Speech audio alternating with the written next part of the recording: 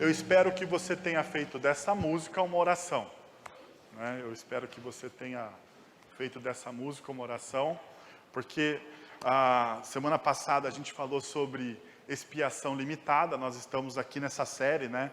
Liberdade, experimentando o amor e a graça de Deus, porque diante da reforma protestante, uma das coisas que a reforma fez foi trazer liberdade às pessoas. Foi afirmar a soberania da palavra de Deus na vida das pessoas e principalmente na vida daqueles que creem, acima de qualquer tipo de tradição. E então, quando a gente fala sobre essa liberdade, sobre esse experimentar o amor e a graça de Deus, tem a ver com a nossa salvação.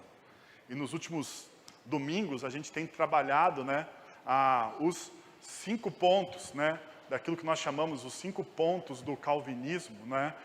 E você já sabe que esses 5 pontos do calvinismo não tem a ver com a teologia calvinista pós-calvino, né? Então ela recebe aí o nome de 5 pontos do calvinismo, mas realmente Calvino não escreveu os 5 pontos, mas como nós vamos ver hoje, nós achamos, né, na teologia reformada muitas das coisas que a gente tem estudado a partir daquilo que a palavra de Deus diz para a gente, né? E semana passada, como eu disse, a gente trabalhou a expiação limitada e a gente vai trabalhar hoje a eleição incondicional. E antes de qualquer coisa, ou melhor, deixa eu mostrar aqui por que a gente fez essa inversão dos pontos.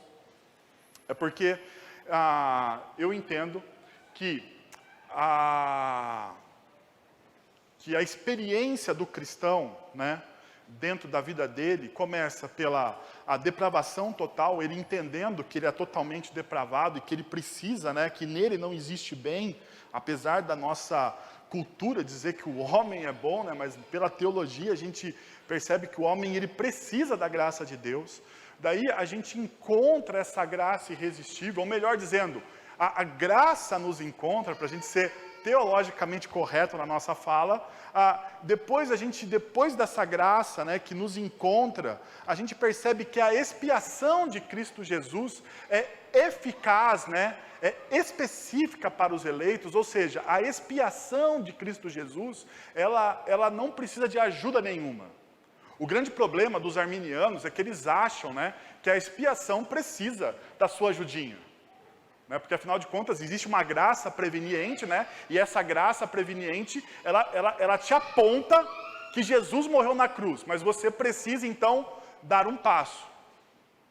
Mas quando a gente percebe, né? A gente percebe a nossa vida, a gente estuda a palavra de Deus e a gente faz uma comparação com a nossa prática de vida, a gente vai perceber que a expiação, ela tem a ver muito com a obra que Cristo fez e não com a nossa ajudinha, né? Bom, e nós chegamos então, talvez, a um dos pontos mais controversos, né, da teologia, né, ou dos pontos calvinistas, que é a eleição incondicional. A eleição incondicional, ela vai apontar, né, que você não escolhe a Deus, mas quem é escolhido, né? Quem Deus é que Deus escolhe você. Então, uma das coisas que talvez deixe a gente muito desconfortável, porque afinal de contas, você perde todo o poder sobre, bom, eu escolho a Deus, eu me aproximo de Deus, eu me santifico. E pelas minhas boas obras, Deus ele vai fazer o quê? Ele vai me abençoar, porque afinal de contas existe o quê? Uma troca, né? Uma troca daquilo que eu faço de bom, das minhas virtudes, com o poder de Deus. Eu sei, para nós, né, seres humanos, isso é muito confortável, esse negócio de que Deus, ele trabalha juntamente comigo, né? É muito confortável, porque afinal de contas, Deus está... ele está, né, no mesmo pé de igualdade. Então, quando a gente olha para esse prisma, a gente perde esse conforto. Bom, deixa eu mostrar uma coisa para vocês, né? Uma afirmação de fé. Olha só, o pessoal vai projetar lá, diz o seguinte: que Deus, por um eterno e imutável plano em Jesus Cristo, seu Filho, antes que fossem postos os fundamentos do mundo, determinou salvar, e entre a raça humana que tinha caído no pecado, em Cristo Jesus, por causa de Cristo, e através de Cristo, aqueles que, pela graça do Espírito Santo, crerem neste seu Filho, e que, pela mesma graça, perseverem na mesma fé e obediência de fé até o fim.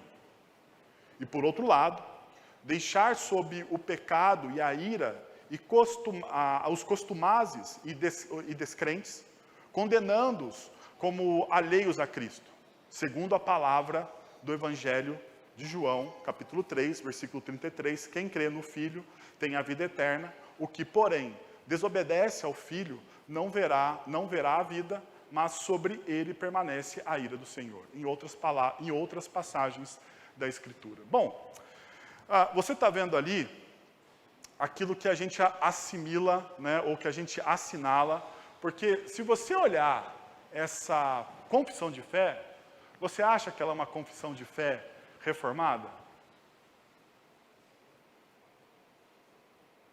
Na verdade, essa confissão de fé aí é o primeiro ponto dos arminianos. Perceba o que está sublinhado. Deus determinou salvar, ok. Em Cristo Jesus, ok. Em Cristo Jesus, aqueles que crerem neste seu Filho e que perseverem na mesma fé e obediência de fé até o fim. A pergunta é, sob quem está o poder?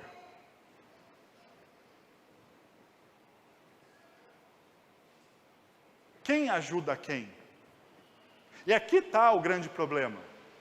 Aqui está o grande problema. Porque quando eu me disponho a crer, será que eu creria livremente em um Deus de amor? Nós sabemos, teologicamente, né, através das Sagradas Escrituras, que todo homem hoje é nascido do pecado, não é isso? Nós cremos, qualquer reformados ou arminianos, calvinistas ou não, todos creem absolutamente nisso, não é verdade? Então vamos pensar o seguinte, nossos primeiros pais, Adão e Eva, eles não tinham a marca do pecado, tinham? Eles não tinham a marca do pecado. Eles escolheram, porque então eles tinham uma livre, e de fato, Adão e Eva, enquanto eles estão no jardim do Éden, aonde Deus projetou todas as coisas de maneira perfeita, de forma perfeita, quando Adão e Eva estão naquele jardim, eles têm a livre escolha de fato, eles não têm a influência do pecado sobre a vida deles. Pergunta, eles escolheram um relacionamento livre com Deus? Ou eles preferiram seguir o conselho do inimigo das nossas almas? Eles tinham liberdade plena. Talvez a gente não consiga entender isso, porque nós não nascemos com essa liberdade plena. Eles não tinham a inclinação, aquilo que a Bíblia, depois em Apóstolo Paulo, vai dizer da inclinação para o mal. Eles não tinham essa inclinação para o mal, essa fissura que o pecado faz no nosso caráter, na nossa alma, na nossa conduta, seja ela moral, espiritual, social, porque o pecado não é simplesmente, um ato que você faz. Ao estudarmos as Escrituras Sagradas, ao ganharmos uma cosmovisão reformada da vida, nós percebemos que o pecado ele é uma estrutura onde nós estamos inseridos. Por isso que o apóstolo Paulo vai falar, e eu vou repetir isso sempre para vocês, até entrar não somente na sua mente, mas no seu coração. Em Cristo Jesus, nós somos retirados do reino das trevas e da morte, e somos transportados para o reino do Filho do seu amor. Então nós saímos de uma condição, de um sistema pecaminoso, e através de Cristo Jesus, e somente através da obra de Cristo Jesus, nós fazemos essa transição, não pelo meu esforço, porque perceba uma coisa, os nossos primeiros pais, que tinham a livre escolha. O que eles escolheram? O pecado. Agora você, cara pálida, me desculpe. Marcado pelo pecado, vai me dizer que você tem a livre escolha de amar a Deus? É muita inocência. Com todo respeito aos nossos irmãos arminianos. Mesmo com a graça preveniente. Mesmo com a graça preveniente. Você quer dizer para mim que você faria essa escolha? Perceba então o que Calvino, melhor, o que o professor Herman Hancock diz no livro Os 5 Pontos Calvinistas. Ele diz o seguinte: os arminianos dizem, Deus elege os que crerão, Ele elege os que aceitarão o Evangelho que lhes é oferecido. Deus elege os que, por seu ato da própria vontade, aceitarão o Evangelho e também perseverarão na aceitação do Evangelho e manterão a sua fé uma vez exercida. A eleição se baseia nessa obra do homem. Essa é a afirmação arminiana. E daí, para não citar os cânones de Dort, para não citar as confissões de fé, vamos à fonte, Calvino. Ele diz o seguinte, no livro dele sobre eleição, ele vai dizer: Deus não quis nos deixar em dúvida. Deus não quis nos deixar em dúvida. Em ocultar seu conselho, de forma que não pudéssemos saber como a nossa salvação foi assegurada. Mas nos chamou a si pelo seu Evangelho. E tem selado o testemunho da sua vontade, da sua bondade e amor paternal em nossos corações. Assim, com tal certeza, vamos glorificar a Deus, que nos chamou de sua livre misericórdia, ou seja, a livre iniciativa, a livre misericórdia de quem? De Deus. Descansemos sobre nosso Senhor Jesus Cristo, sabendo que Ele não nos enganou quando Ele fez como se fosse pregado, que Ele deu a si mesmo por nós e testemunhou pelo Espírito Santo. Pois a fé é um sinal indubitável de que Deus nos toma por seus filhos, e assim somos levados à eleição eterna, conforme o qual Ele nos escolheu anteriormente. Ainda, daí nas Institutas, Calvino vai dizer ainda: com efeito, a Escritura ensina essa ordem da justificação. Primeiramente, que Deus se digna, perceba o que Calvino está dizendo, que Deus, em sua grandeza, glória, majestade, Ele se digna a abraçar o homem pecador por sua mera e graciosa bondade, não considerando nele nada porque seja movido à misericórdia, exceto sua miséria, a quem, na verdade, vê inteiramente desnudo e vazio de boas obras, buscando ele em si mesmo a causa pela qual lhe deva ser benévolo. Então, ele se deixa tocar pelo senso de sua bondade para com o próprio pecador, para que, não confiando nas próprias obras, lance a sua misericórdia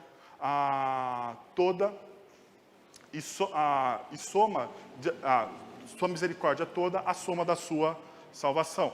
E daí o texto ainda continua. Este é o sentimento da fé através do qual o pecador vem à posse de sua salvação, enquanto do ensino do Evangelho se reconhece reconciliado com Deus, ou seja, interpondo-se à justiça de Cristo e alcançando a remissão dos pecados, seja ele justificado e ainda seja regenerado pelo Espírito de Deus. Não obstante, não põe sua confiança nas obras que faz, senão que está plenamente seguro de que sua perpétua justiça consiste unicamente aonde? Na minha bondade, na minha justiça, nos meus valores, nos meus princípios, nas minhas qualificações pessoais, no meu currículo, mas unicamente aonde? Na justiça de quem? De Cristo. Perceberam a grande diferença? Agora você pode ir para os textos bíblicos. Eu vou dar só alguns, porque eu quero contar uma história que fala sobre isso para vocês, como a gente tem feito em toda pregação. Olha só, que diremos, pois, Paulo falando aos Romanos, capítulo 9, que diremos, pois, há injustiça da parte de Deus? De modo nenhum, sobre a eleição, sobre quem Deus elege, sobre quem Deus escolhe, sobre quem Deus determina sobre a salvação, de maneira nenhuma. Pois ele diz a Moisés, perceba, terei misericórdia de quem me aprouver ter misericórdia, e compadecer-me-ei de quem me aprouver ter compaixão. Está na força do homem? Na justiça do homem? Ou é a graça soberana de Deus? Assim, pois, não depende, agora perceba aqui, assim, pois, não depende de quem quer ou de quem corre, mas de usar Deus o quê? A sua misericórdia. Em outras palavras, o apóstolo Paulo está falando assim, não é pelo seu desempenho. Sabe o que a eleição é? Um soco no estômago na nossa religiosidade, na nossa compra dos benefícios da graça divina. A eleição nos incomoda porque ela coloca a gente no nosso devido lugar de servos, de criaturas. E nos mostra o nosso desejo de sermos como Deus. É isso que a eleição faz. Quando a gente entra em contato com essa doutrina, a gente percebe o nosso desejo de ser onipotente, onipresente, de dominar o Deus soberano de todas as coisas. Perceberam? Então por isso que Paulo está dizendo, olha, não é pelo seu desempenho. Não é quem corre melhor. Não é porque você quer ou não quer, mas é porque Deus está usando do seu amor e da sua misericórdia. Isso acaba com a nossa religiosidade. E isso me dá segurança, porque quando Ele fala que me ama, Ele é imutável, o amor dele não muda por causa do meu nível de santidade. Sabe qual que é o problema? Sabe qual que é o problema maior do arminianismo? É a hipocrisia espiritual da santidade. Uma das igrejas ramificadas, eu não vou falar aqui o nome, mas dentro de uma das igrejas ramificadas arminianas, eles falam que o ser humano, nesta vida, pode chegar à perfeição de Cristo Jesus. Mas daí você precisa fazer um esforço tremendo para chegar à perfeição de Cristo Jesus. Veja bem, eu não estou falando contra a santificação. A santificação, como nós vamos ver aqui, é um processo do Espírito Santo de Deus e da graça de Deus em sua vida. Tem muito mais a ver com o que Deus está fazendo na história em você do que com o seu próprio esforço. E sim, na santificação existe uma sinergia, mas não uma sinergia para a salvação, mas existe uma sinergia para a glorificação de Deus, que são coisas estritamente diferentes. Agora perceba, o apóstolo Paulo, ele continua dizendo, porque a Escritura diz a Faraó, para isso mesmo te levantei, para mostrar em ti o meu poder, e para que o meu nome seja anunciado por toda a terra. Logo, ele tem misericórdia de quem quer, e também endurece a quem lhe apraz. Eu não acho que o apóstolo Paulo, guiado pelo Espírito Santo, errou nas suas palavras. Por mais duro e por mais difícil que para cristãos pós-modernos, com teologias muito mais humanistas do que bíblicas, Essa é a revelação de Deus para a gente. Ainda perceba o que o próprio apóstolo João vai escrever do discurso de Jesus. Jesus falando. Olha só, todo aquele que o Pai me dá. Perceba. Todo aquele, João 6, todo aquele que o Pai me dá, esse virá a mim. E o que vem a mim, de modo nenhum lançarei fora. Porque eu desci do céu, não para fazer a minha própria vontade, sim a vontade daquele que me enviou. Perceba o papel de Deus como o coordenador de todas as coisas. E a vontade de quem me enviou é essa, que nenhum eu perca de todos o que me deu. Então perceba, o Pai dá o quê? Um grupo específico de pessoas. Pelo contrário, eu os ressuscitarei no último dia. Em João 17. Olha o que o texto diz. Eu revelei teu nome àqueles que do mundo me deste. Eles eram teus, tu os deste a mim.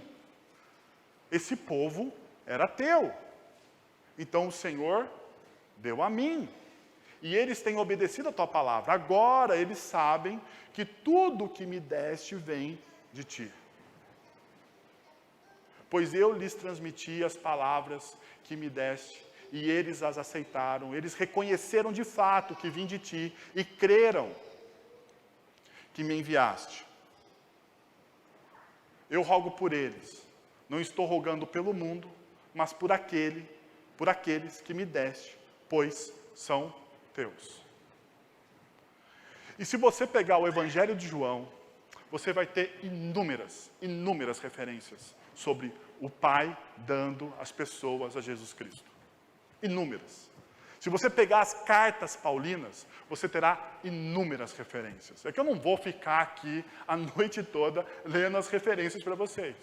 Eu gostaria de mostrar para vocês, de maneira prática, isso, como desenvolve isso na vida dos cristãos. Então, eu gostaria de contar para vocês a história de Lídia. Talvez você tenha ouvido já essa história, mas se você não ouviu, ou se você já ouviu, gostaria de você recordar comigo em Atos capítulo 16, a partir do verso 11 até o verso de número 15. Diz assim: partindo de Troade, navegando diretamente para Samatrócia, e no dia seguinte, para Neápolis, dali partiu para Filipos, na Macedônia, que é colônia romana. Agora perceba uma coisa, Lucas, que escreve meticulosamente todo o Evangelho, ele está dando uma informação muito importante aqui para a gente. Ele está falando, olha, eles estão fazendo as viagens, Paulo e a sua equipe está fazendo a viagem missionária, e eles estão eles estão indo para Filipos, e olha, isso aqui é uma colônia romana, ou seja, não era uma cultura estritamente judaica. Provavelmente uma cultura marcada pelo quê? Pelo helenismo. Pela filosofia helênica greco-romana.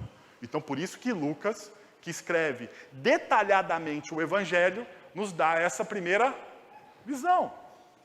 E a principal cidade daquele distrito. Ali ficamos vários dias. Daí diz o seguinte: no sábado saímos da cidade e fomos para a beira do rio, onde esperávamos encontrar um lugar de oração. Sentamos-nos e começamos a conversar com mulheres que haviam se reunido ali. Perceba, isso também não tem muito a ver com a cultura judaica, porque dificilmente um homem conversa com mulheres estranhas dentro da cultura judaica. Então, mas eles estão dentro de uma cultura o quê? Helênica, greco-romana. Ok? Uma das que ouvia era uma mulher temente a Deus, chamada Lídia, vendedora de tecido púrpura da cidade de Tiatira. O Senhor abriu o seu coração para entender a mensagem de Paulo. Agora perceba algumas coisas importantes. Primeiro, era uma mulher temente a Deus. Era uma mulher temente a Deus. Segundo, o Senhor abriu o seu coração para entender a mensagem de Paulo. Não parece um negócio Estranho. Porque é uma mulher temente a Deus e Deus abre o coração dela. Porque ela não tinha a mensagem completa do Evangelho.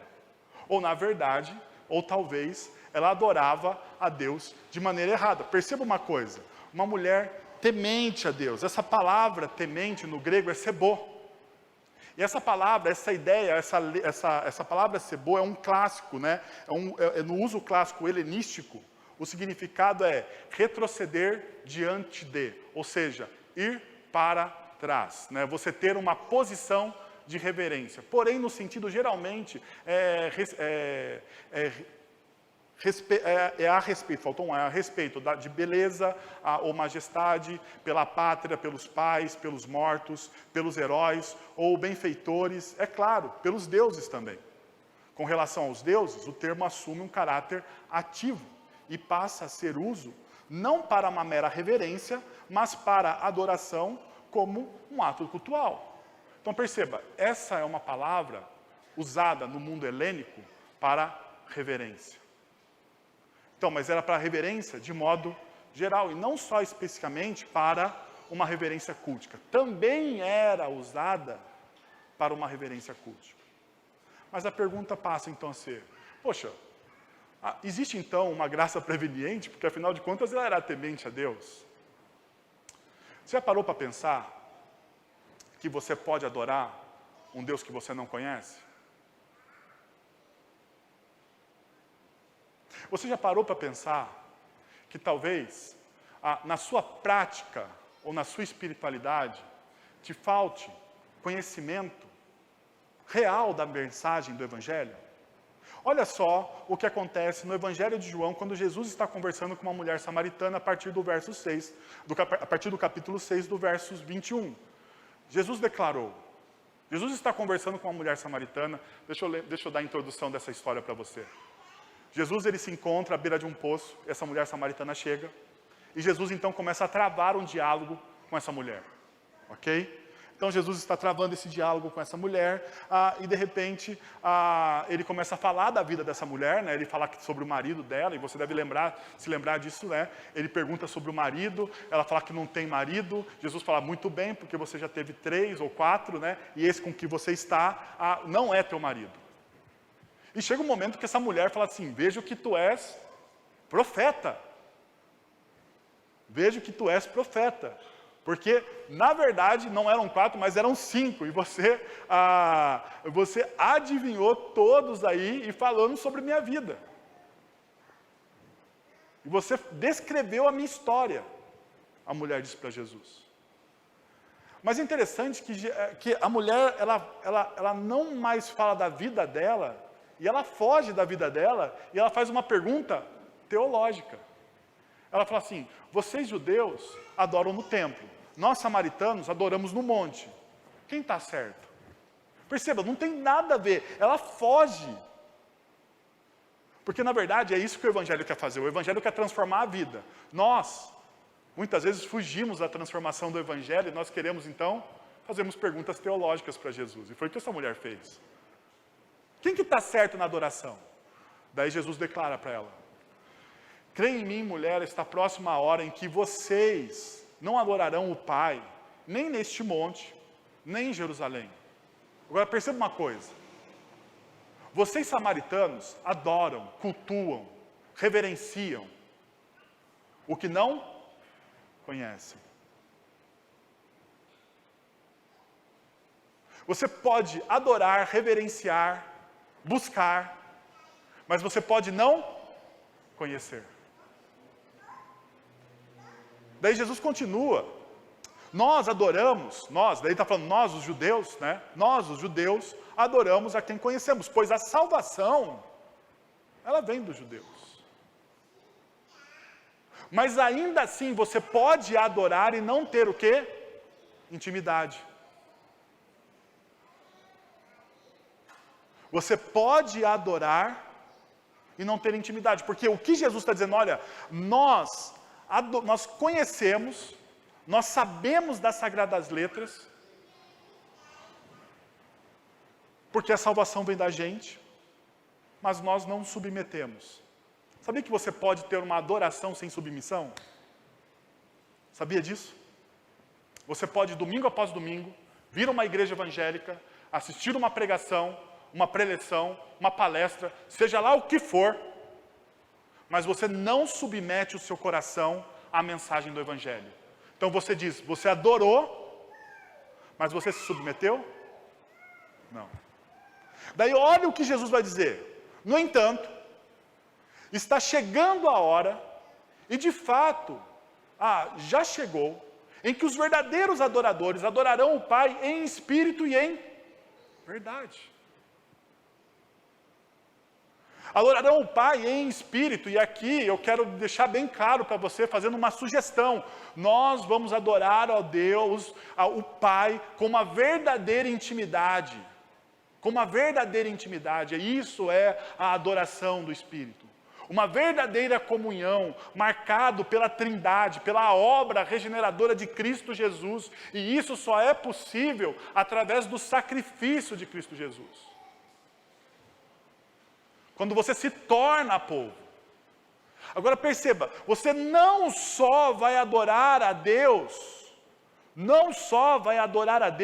em intimidade, em espírito, mas você vai adorar a Deus em verdade.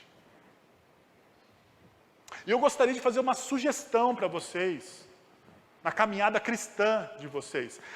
Essa verdade aqui, para mim, tem a ver com fatos concretos.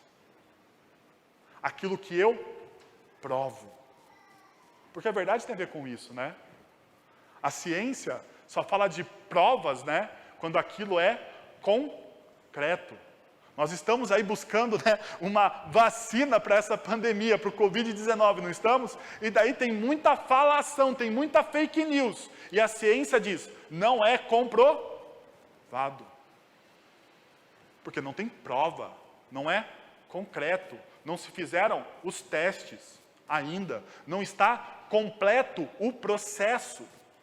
Perceba, então quando Jesus está dizendo aqui para vocês, olha, o importante é que vocês adorem em espírito, ou seja, é esse movimento de intimidade que a gente muitas vezes tem, onde o Espírito fala ao nosso coração, mas também existe esse movimento concreto. Daí o texto continua. São esses os adoradores que o Pai procura, Deus é Espírito, e é necessário que os seus adoradores o adorem em espírito e em verdade. Agora, quando a gente pensa assim, nesse procurar, deixa eu só dar uma sugestão de tradução aqui, que eu fui procurar, porque você fala assim, mas Deus está procurando, está vendo? Deus está procurando as pessoas. Mas esse procurar significa requerer, exigir. Significa pedir enfaticamente, exigir algo de alguém. É Deus falando para os seus adoradores. Que tipo de adoração Ele quer? Uma adoração que seja íntima, ou seja, uma qualificação da adoração. Não é que Deus está ali, né, desesperado, tentando achar alguém que o adore. Não é isso. Se você pensa isso, me desculpe, mas não é isso. É que Deus fala das qualificações da adoração. E as qualificações da adoração é você adorar a Deus com intimidade e com verdade. Faz sentido? A pergunta é, que tipo de adoração você tem tido?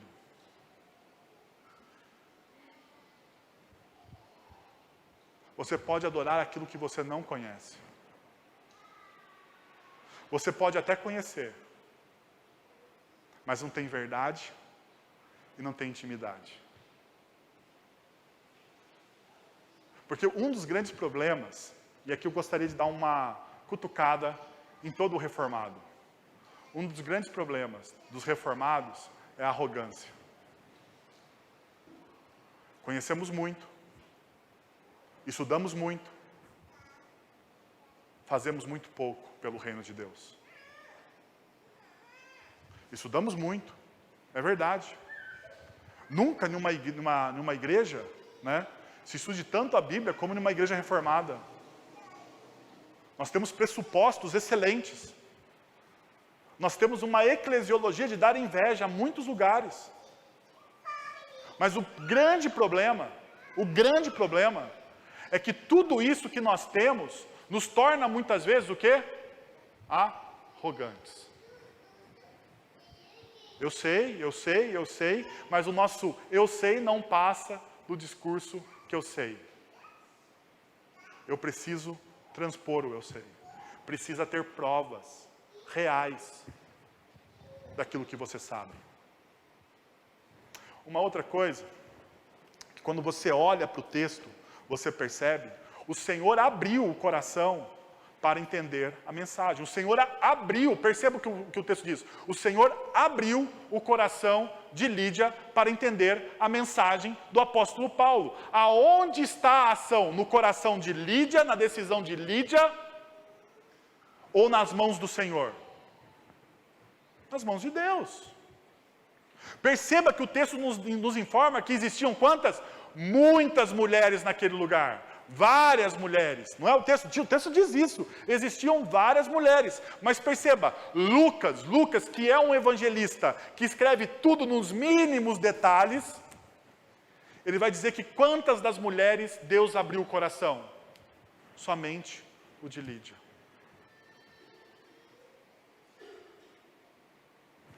Eleição.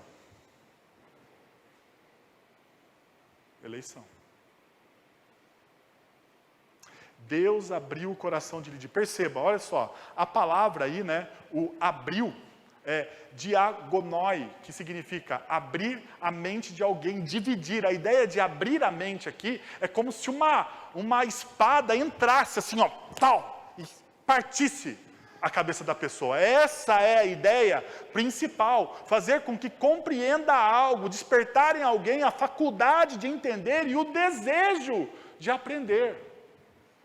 Então, quando o Senhor vem e abre o nosso coração, tudo isso é instalado em nós.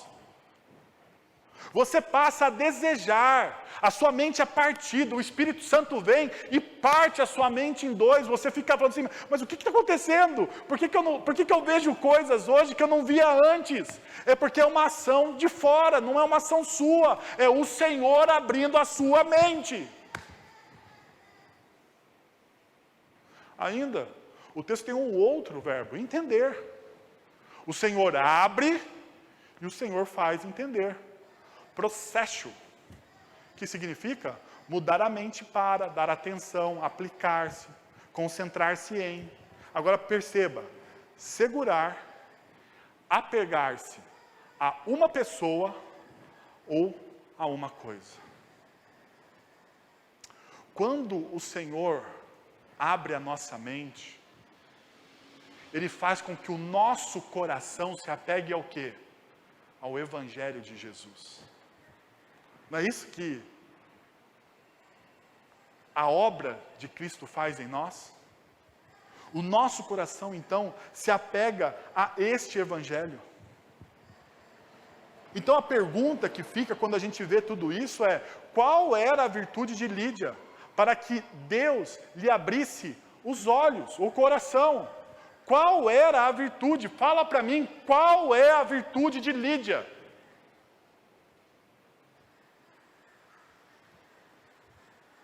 Sabe qual que é a conclusão? Nenhuma. Ela não tinha virtude. Sabe qual é a sua virtude para Deus lhe abrir os olhos e lhe conceder graça? Nenhuma. Agora perceba por que eu falo isso. Porque o texto bíblico em Deuteronômio, capítulo 7, nos fala exatamente isso. O Senhor não se afeiçoou a vocês, nem os escolheu por serem mais numerosos do que os outros povos, pois vocês eram o menor de todos os povos. Olha só, Deus está falando isso para o povo que Ele está tirando do Egito. Para o povo que Ele escolheu, que Ele amou, que Ele escolheu para ser sua possessão. Então Deus está dizendo para eles assim, olha, vocês não são, de maneira nenhuma, o povinho mais bonito, o povinho mais perfeito, o povinho cheio de virtudes. Não é por causa das suas virtudes, não é por causa da sua grandeza, não é por causa do seu currículo, não é por você, é por mim. É por mim. é pela minha fidelidade, é pelo meu amor, é pela minha misericórdia. Deus, Ele faz pela fidelidade dEle, e somente pela fidelidade dEle. Isso se chama soberania, ou graça soberana. Isso nos dá a certeza que Ele nos ama de maneira tal, de tal forma extravagante, que Ele entrega o Filho dEle pelas nossas vidas. Sabe por quê? Porque Ele é imutável. E porque o amor dEle não tem medidas. Ele não mede você. Ele não mede você pelos seus defeitos. Ele não mede você. Ele simplesmente te ama.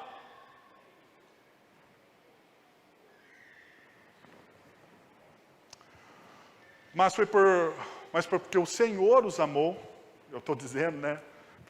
Mas foi porque o Senhor os amou e por causa do juramento, ou seja, da fidelidade dEle. Ele jurou, Ele é fiel para fazer aquilo que Ele prometeu nas Escrituras para nós. Que fez aos seus antepassados. Por isso, Ele nos tirou com mão poderosa e nos redimiu da terra da escravidão, do poder de Faraó, rei do Egito. Por isso Jesus nos redimiu na cruz do Calvário com mão poderosa do pecado e da morte, ao qual nós estávamos destinados. Ok. Talvez você fale assim, ok, legal, eu gostei desse negócio de eleição, afinal de contas, né? Deus me ama de maneira extravagante e desmedida, olha só. Mas precisa ter uma reação. Porque o apóstolo Paulo vai dizer que o amor de Jesus nos constrange. Uma experiência com o amor de Jesus, ela é constrangedora. Ela não é impositiva. Eu não estou falando de imposição. Deus não está impondo nada a você. Até porque você sabe, como eu, que quando você quer pecar, você peca e não aparece nenhum anjo, não é verdade? Então não existe imposição. Deus, Ele vai constranger você com o amor dEle. E como que Ele faz isso, né? Perceba na vida de Lídia. Tendo sido batizada, bem como os de sua casa, ela nos convidou dizendo, se os senhores me consideram uma crente no Senhor, venham ficar em minha casa. E nos convenceu. O texto termina aqui. Agora perceba, tendo sido batizada, bem como os de sua casa. Quem que ouve, primeiramente, a mensagem de Paulo? Lídia somente. Mas ela influencia, ou cria influência, sobre todos da sua casa. Sabe uma das coisas que é mais importante dentro desse esquema da salvação e da eleição? É o que Cristo produziu em você. Porque você é salvo e você é eleito, se você estuda as Escrituras, você é salvo e eleito para um objetivo. Você é salvo e eleito para a glória de Deus. E você ser salvo e eleito para a glória de Deus, você se tornar um povo peculiar, um povo eleito, um povo específico para a glória de Deus, significa que você vai precisar influenciar as pessoas que estão à sua volta. Porque Deus é glorificado como? Quando pessoas reconhecem quem Ele é na história.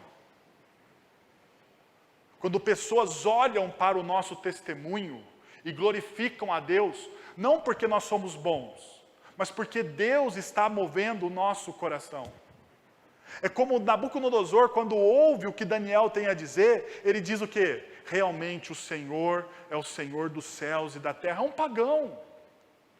É um pagão. E o texto não está dizendo, se você olha o texto de Daniel, o texto não está dizendo que Nabucodonosor, o rei, foi salvo. Diz que o rei foi salvo? Não diz que o rei foi salvo, diz que o rei glorificou a Deus. Influência. Influência. Nós somos chamados, segundo o Evangelho de Jesus, para nos tornarmos sal e luz. Influência. Porque Jesus está dizendo, você não pega uma luminária e coloca ela debaixo de uma mesa, coloca? De maneira nenhuma, você coloca onde? Nos lugares mais altos, influência, visibilidade. Deus coloca você nos lugares altos, não porque você tem virtudes, mas porque Ele quer que você influencie as pessoas que estão à sua volta.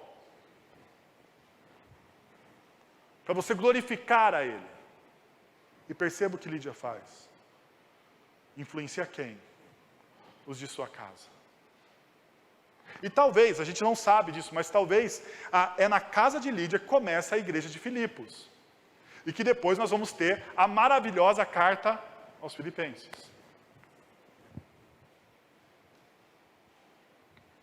Mas, veja só, não para por aí.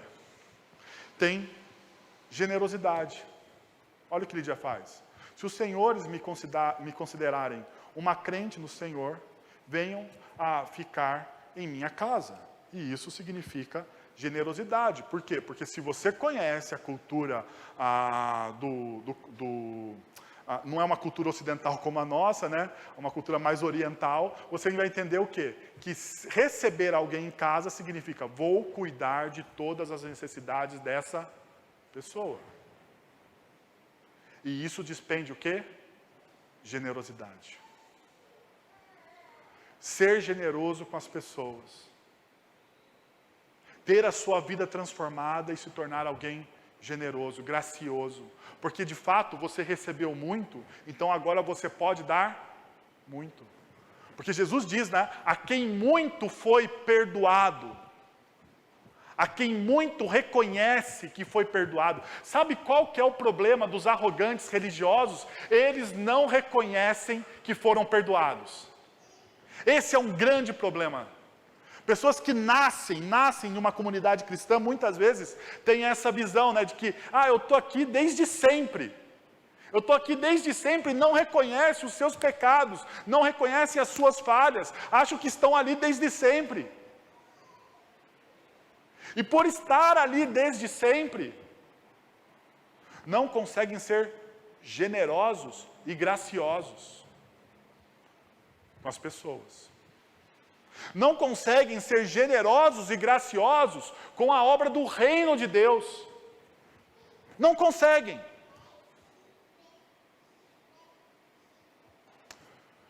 Talvez seja a hora de você pensar. Você é alguém muito amado por Deus em Cristo Jesus. Deus te ama de forma extravagante e desmedida, porque a graça dele é soberana. Você está aqui hoje ouvindo essa mensagem porque Jesus te trouxe aqui. Jesus escolheu para você. Você tinha outras opções, inúmeras opções, mas você escolheu vir aqui. Então talvez seja a hora de você pensar à luz da palavra de Deus. O quanto a graça de Cristo tem constrangido a sua vida. Porque perceba uma coisa que Paulo vai dizer, e eu estou terminando com esse texto. Pois vocês são salvos pela graça. Perceba isso, Paulo está dizendo, pois vocês são salvos pela graça, por meio da fé, e isso não vem de vocês, é dom de Deus. Ou seja, não é pelo seu esforço, não é porque você é legal, não é pelos seus méritos, ou tudo aquilo que eu já disse para vocês. Para não me tornar repetitivo, vocês já sabem. É dom de Deus, não por obras, para que ninguém se glorie, porque a glória é de Deus e não sua. Porque somos criação realizada em Cristo Jesus para fazermos o quê? Boas obras. Você é alguém realizado em Cristo Jesus para fazer boas obras, as quais Deus preparou antes para nós as praticarmos. Você se engajou naquilo que Deus está fazendo na sua vida? Deus preparou todas as boas obras que você pode fazer. E aqui está a soberania divina, dele preparar todas as boas obras para você fazer, e a responsabilidade humana. Porque Paulo aos Tessalonicenses vai dizer, não apagueis o quê? O Espírito. Perceba, a salvação, pois vocês são salvos pela graça. Isso não é dom de vocês. A salvação é única e exclusivamente obra de Cristo Jesus. Mas o engajamento na obra que Cristo Jesus fez por você revela o quanto você é constrangido pela graça. E eu queria desafiar você nessa noite a observar o seu coração. A observar o seu coração. E a perceber que Deus te elegeu para a glória dele. Vamos orar? Quero convidar você a fechar os seus olhos.